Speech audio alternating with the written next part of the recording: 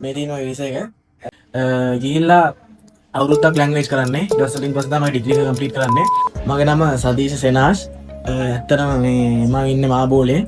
මේ මට TikTok එකෙන් මේ ස්ටඩි ඇඩ්වයිසර් මේ පේජ් එක හම්බුණා. ඊට පස්සේ මම කෝල් කරලා බැලුවා.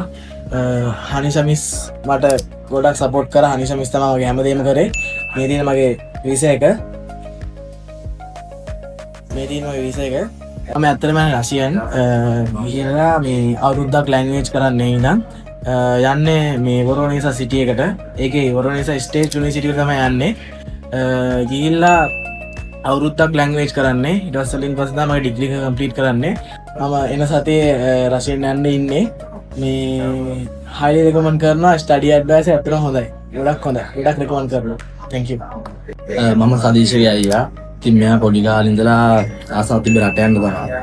ඉතින් දවසක් මෙයා TikTok එකේ දැකලා මට කියනවා පෙන්නවා අයියේ මේක තැනක් තියෙනවා.